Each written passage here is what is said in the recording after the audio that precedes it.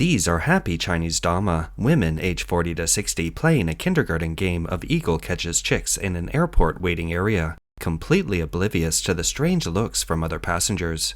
As early as 2024, a Chinese economist said that the future of China would be filled with three types of people: vibrant elderly, lifeless youth, and despondent middle-aged people. In this episode, we'll explore why China's elderly are so cheerful while its youth are so lifeless. A dilemma currently facing the CCP's government is that those who need money most are unable to receive it, while those who don't need money have pockets full of it, and money keeps flowing into their pockets. On June 30th of this year, a registration form for employees from the Anhui Provincial Drug Administration sparked controversy. The form showed that a retired cadre registered as facing financial difficulties had a monthly income of 7,899 yuan and a combined monthly income of 20,000 yuan. That is US $2,800 for the couple, while their son lived in the US. The section on financial difficulties stated that the retired cadre underwent surgery at the end of May to treat a non-traumatic rotator cuff tear on his right side and needed to rest for 6 months after discharge, unable to do housework, thus experiencing significant economic expenses and mental stress. This incident quickly became a trending topic on Weibo.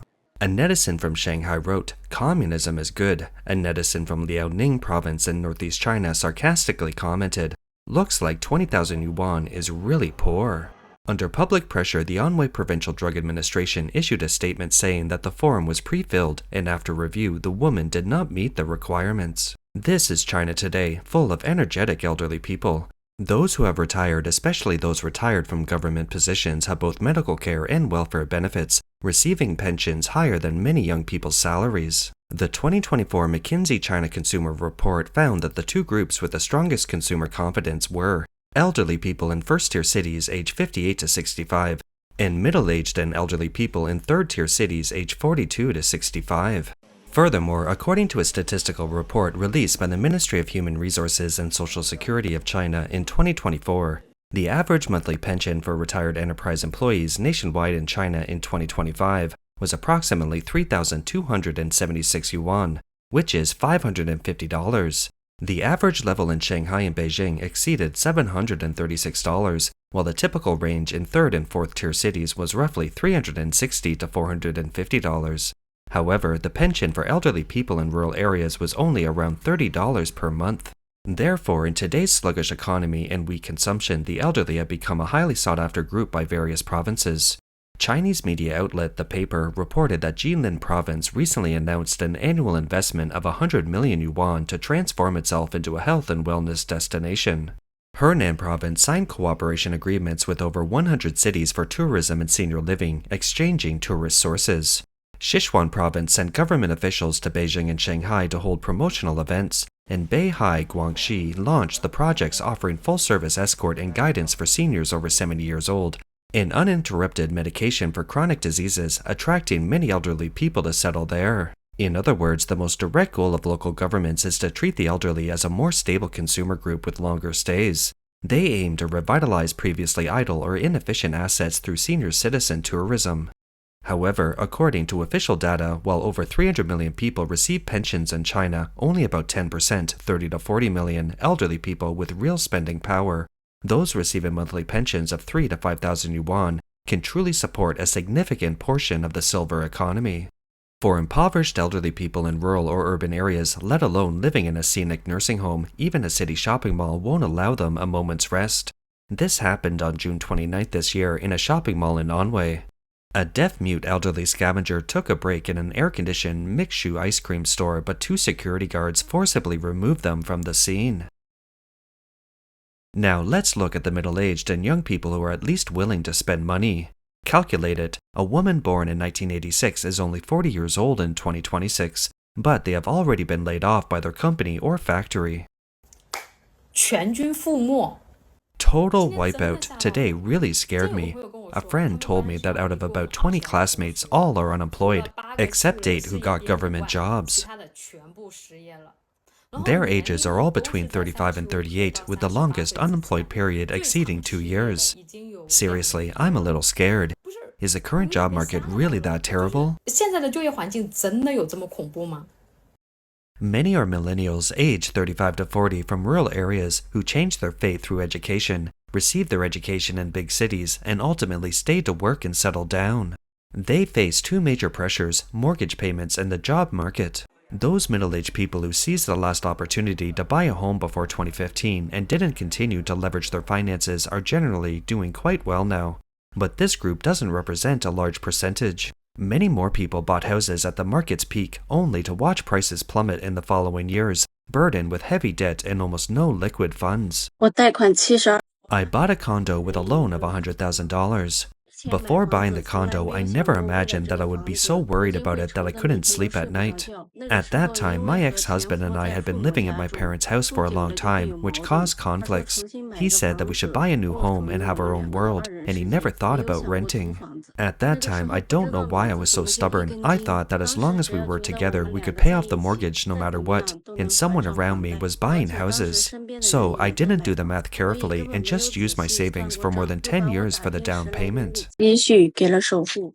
The blogger said that she made her mortgage payments on time every month, but only a few days ago, when she checked the bill, did she suddenly realize that most of what she had worked so hard to pay over the years was interest, and the principal had hardly been touched. She couldn't help but laugh at herself. Only now did she truly understand what it meant to work for a bank. The job market is fiercely competitive across industries. For middle-aged people, the crisis at 35 is like a sword of Damocles hanging over their heads. Younger people are cheaper, more willing to work overtime, and offer much better cost-effectiveness than hiring middle-aged individuals. Besides this, people in this age group also bear the pressure from their families. Mortgaged homes, sick mothers, and stay-at-home wives with 1 to 3 children. The description of life as worse than death, while exaggerated, is also a realistic portrayal.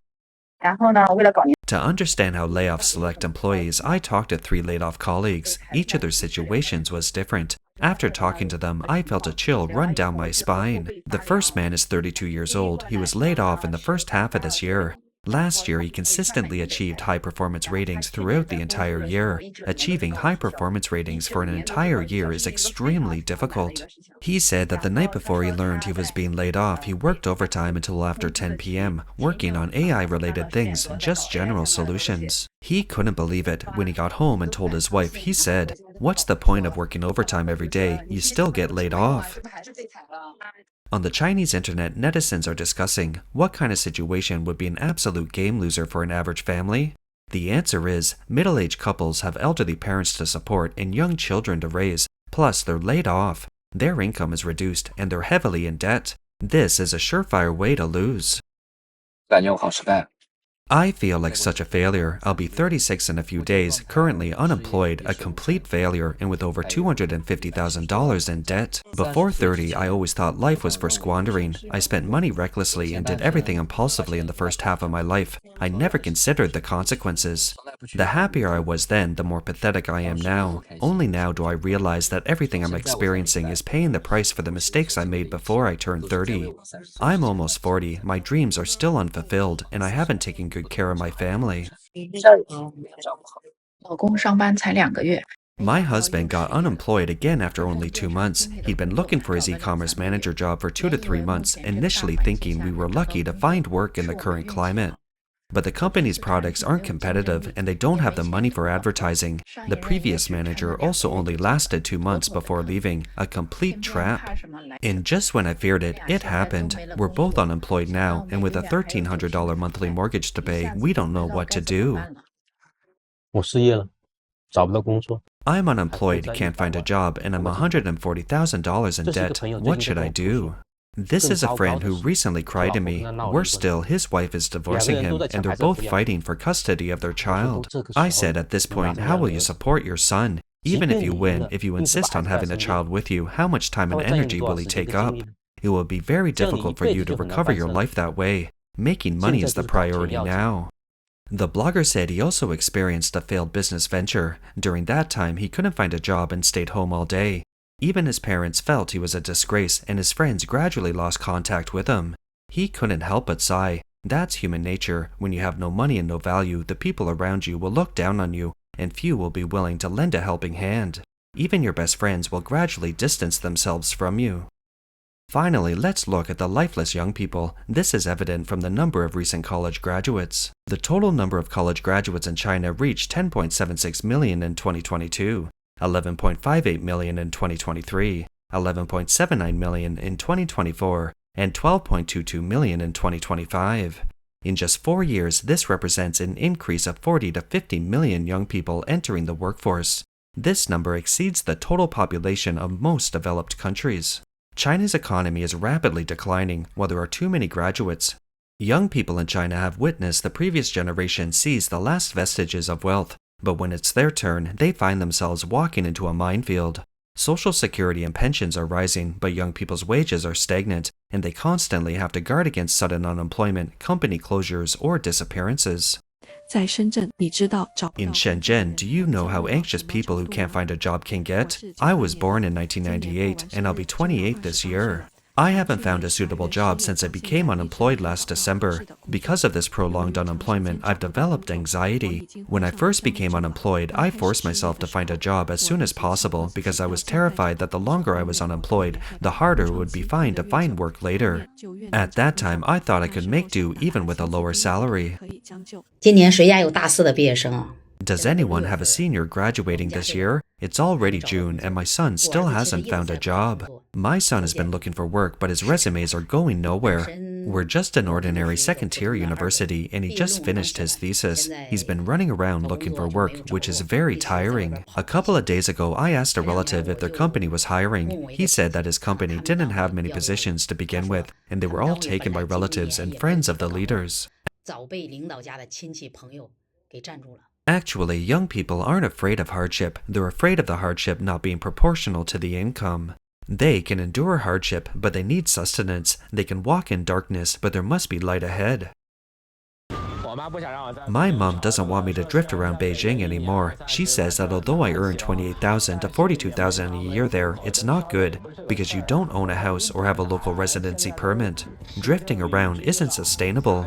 I said, what do you know? People are living a nomadic lifestyle now. They go to Harbin in the summer and Sanya in the winter. Who buys a condo and stays there as a mortgage slave for life?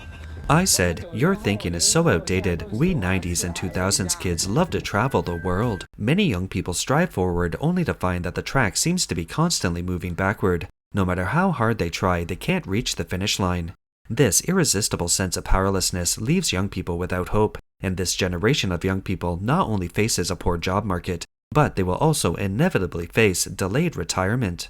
Especially with the aging population, how much pension they will receive in the future is still unknown. A 26-year-old girl working at an internet outsourcing company in Xi'an with no house, no car, and no connections. How many years would it take for an ordinary person like me to buy a condo in Xi'an? I graduated from Xinyang Normal University in 2019 with a degree in electrical engineering. My career path has shifted from software testing to AI technical support, and I currently earn a few thousand yuan a month. Recently, my company laid off staff, and unfortunately, I'm on the layoff list. House prices in Xi'an are over $14,000 per square meter for an 80 square meter apartment. A down payment of $28,000 to $42,000 is needed. Even without losing my job, it would take 5 or 6 years of frugal living to save up. What does a 28-year-old unemployed do in Beijing? After a year and a half of unemployment, my life has undergone a dramatic change. I lost my job of 4 years, my girlfriend of 4 years broke up with me, and I moved from a 2-bedroom apartment of over 100 square meters to a tiny 50 square meter room. Each of these events sound like a tragedy on its own, but combined it's a completely different story. Only those who have truly experienced it understand the feeling of breaking free from shackles. It's incredibly liberating. Without a partner, I no longer have to cater to other people's emotions. I can do whatever I want, eat whatever I want. One person filling up means the whole family isn't hungry. The peculiar differences between the elderly and middle-aged and young people in China have led to a serious problem with domestic demand. No matter how much the government stimulates it, the consumer market remains quiet. The recent Dragon Boat Festival on June 19th is a prime example. It's 6:30 p.m. and there seems to be very few customers. How was your business at the Dragon Boat Festival? 谁能想到今年端午 I didn't expect business to be so bad this Dragon Boat Festival. I cautiously ordered 5 boxes of jiangzi, and so far I've only sold 1. I'll eat one myself today, and the rest are really stuck in my hands. In previous years, at least someone would ask about the price, but this year it's eerily quiet. There's not a hint of the festival atmosphere. After running a physical store for so many years, this year's market is really tough. My peers are all the zongzi sold out. Let's chat in the comments. 评论区里聊聊。 你发现了吗？ Did you notice this year's Dragon Boat Festival saw 5 strange phenomena that have never occurred before? First, when I went to the supermarket yesterday, the shelves were full of jiangzi, but no one was buying them. Whether it was gift boxes or loose jiangzi, they were piled up like mountains. The supermarket was bustling with people of all ages, but very few stopped to look. The packaging looked high-end, but when you saw the price, 2 jiangzi costing $5, the value for money was too low. Would you buy them? Second, yesterday when I went downstairs, I ran into a neighbor who said that their company's Dragon Boat Festival benefits had also been severely reduced this year. The neighbor said that in previous years the company would prepare many holiday gifts for employees, and it was common for them to take home large and small bags of them. But this year is clearly different. The festival perks have been significantly reduced. Everyone only received 1 jiangzi and a bottle of hand sanitizer. That's all for today. If you enjoy our content, please give us a thumbs up, subscribe, leave a comment, or share it with a friend. We appreciate your support, and we'll see you next time.